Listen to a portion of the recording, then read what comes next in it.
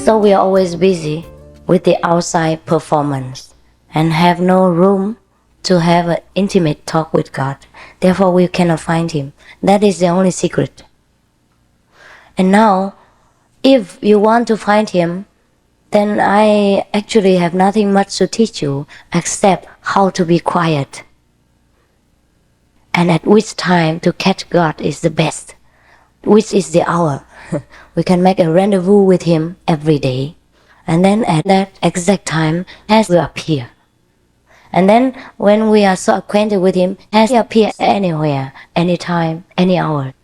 And we are so acquainted with Him that even others will see God in us also, or near us, standing by. That is so good. And then this so-called God power will flow out like an ocean, like a stream, and benefit anyone that comes nearby. Like a sandalwood tree, it makes all trees around it become fragrant, like sandalwood. Like a perfume shop, anyone who comes in smells the nice fragrance, free of charge. Sometimes you go to a perfume shop, the shopkeeper will give you a free spray, and you come out, you also feel so nice.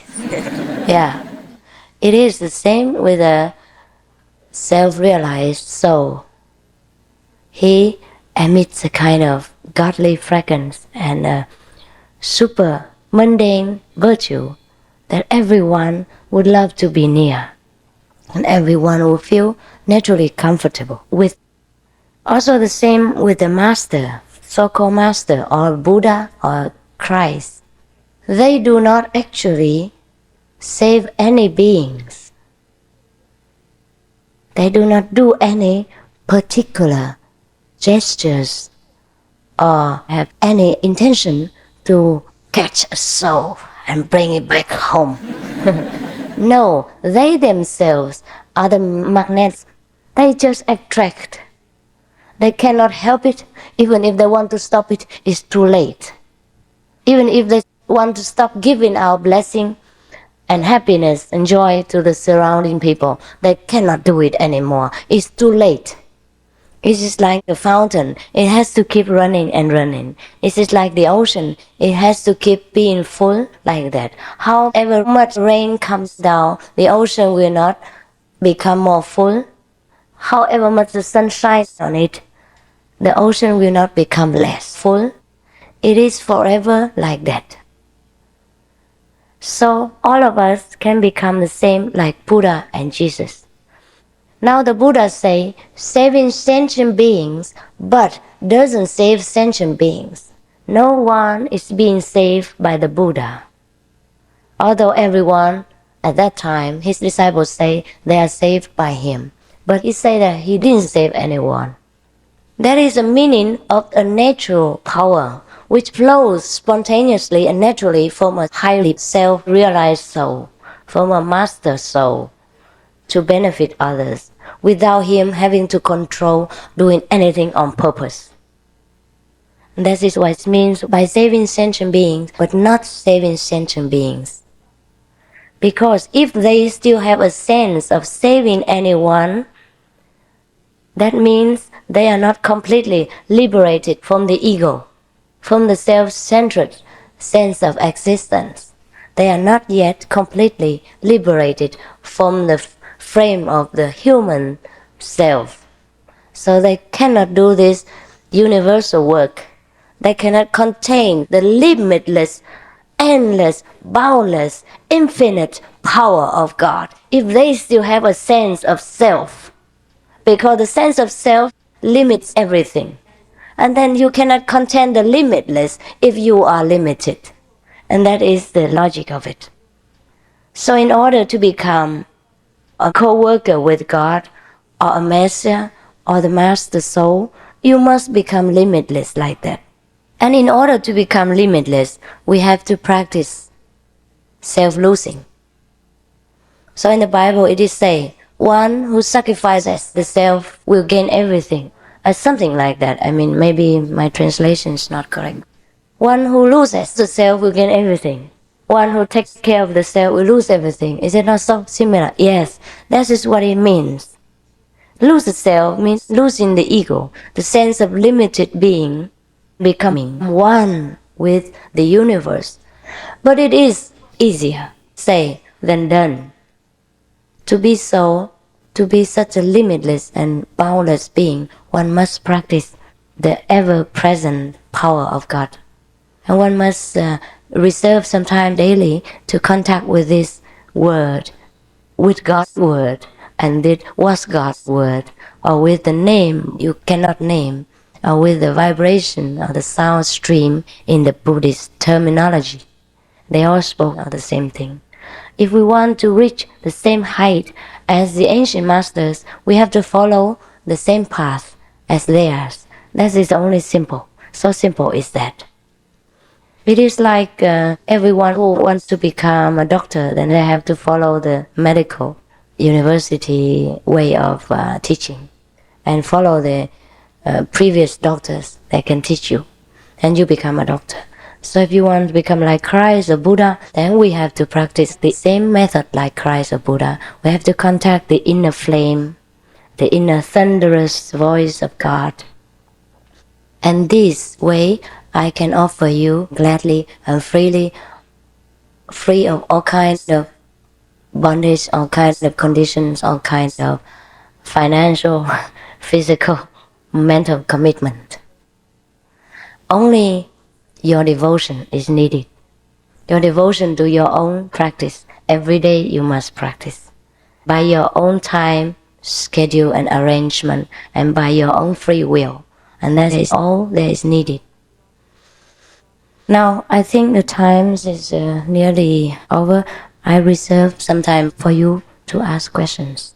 Anything you want to ask concerning my lecture, concerning how to meditate, concerning the initiation, any doubt, anything, any skeptical ideas, you may ask without reserve. You don't need to even write your name if you fear others knowing.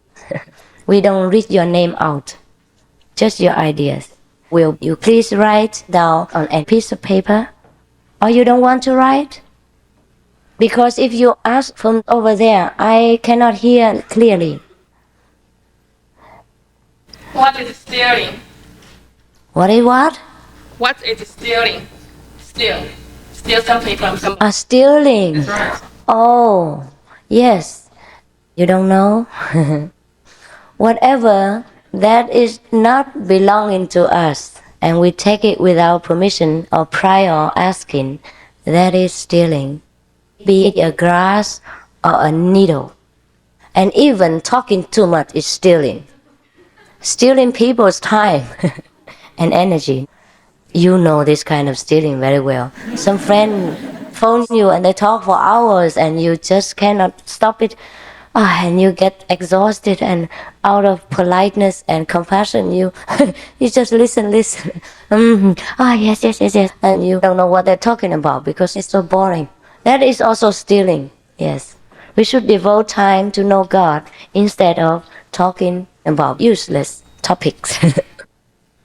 What is the Guanyin method, the inner sound? Yes, it is like this. When you are yourself open to receive God's blessing, then it will come. So this method is actually God's blessing, it's not mine. Only when your minds are open and completely surrender and want to receive, then you can get this method. The method is without words. And when we transmit the method, we don't talk. And then you will get the inner vibration. You will hear it, but without these ears. And you will see the light of God or the heavens abodes without the eyes. And that is what the method offers, not what the method is. Because the method, I cannot speak it by language. I can only transmit it to you in complete silence. That's why we call the transmission from heart to heart or from mind to mind. Yeah. How does the inner sound bring you to liberation? Because the inner sound is God. If you know the sound, means you know God, you get nearer to Him, and you coming near God, it means you get away from demons. That's a simple thing. To be near God is to be liberated. Or to be near Buddha, to become a Buddha, it means to be a liberated soul, to be free from bondage, to be free from birth and death. That means liberation.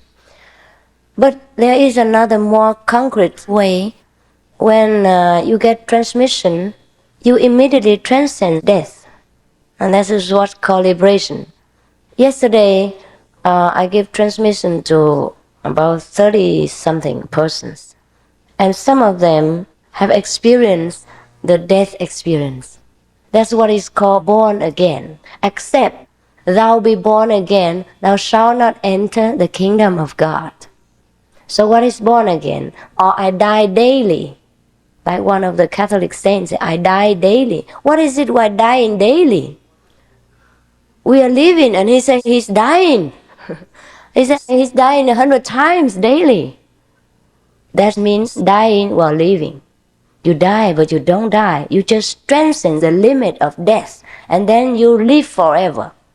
Once the fear of death is transcended, it's understood by our own very weak and scared soul, we are forever eternal. We are no more. We are immortal. That's what it means. Yesterday he said when he meditated, just a few seconds or minutes, and he immediately saw the light and the tunnels, the dark tunnels, and inside there's light, and he flowed through it like sailing on a boat. That's what he said. Now what is that? You have seen on TV and you have read books about the experiences of the near-death person, haven't you?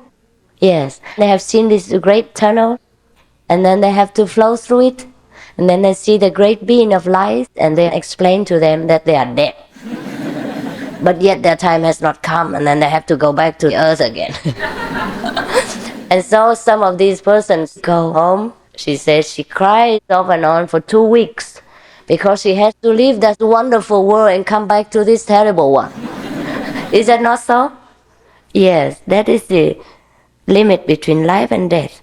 And some of these persons experience that while they are near death because they have been some virtuous ones. Therefore, when they die, they come immediately to the region of light. But this region of light is not the highest one, may I tell you. There are some others higher. But these are only kind of the frontier between our world and the other worlds. Just the beginning of the other worlds. The other worlds are higher, limitless spheres of life. And the higher you go, the more speechless you become. And there's nothing to say anymore, nothing to talk about, except someone like Master Ching Hai. She likes to convey that to others. And then she couldn't even say much. But yesterday, this man, or 2 or 3 men, experienced that because they have transcended the limit of life and death. They died and they came back again. They have the same experience as that, recorded by the Dr. So-and-so with many hundreds of near death or death and back again to life patients' experiences. So this is what we call born again, or transcending life and death, or free from life and death. Once you know how to die while living, you will fear no more death, and you know how to do it at any time. And so when your earth time is over, you know it even in advance. Your master will come and tell you, hey, 3 more days, your time is up. Or in a week's time, we will go to another place, so please prepare. And if you owe people money, give it back quickly. Or if your wife is not yet remarried or something, you have to arrange it. Or your children, something, insurance, life insurance, have to take care. It's that kind of things. A master will take care of you in every minute detail after the initiation, and that is his or her job. It's a lot of work, even paperwork, bureaucratic work. But because we live in this world with many complications, the master cannot avoid having to even take care of these, even though his job is not that. But without that, the devotee cannot be free. So we often hear of transcend life and death, be free of life and death, and we don't know what it means. It means exactly just that. At initiation, to transcend, and you know what life and death mean, and you have no more fear. Thank you so much. Ta lặng yên nghe kể bao chuyện nghiệp, từng lời ca như mật rót vào tim, buồn lâng lâng theo cung bậc êm đềm.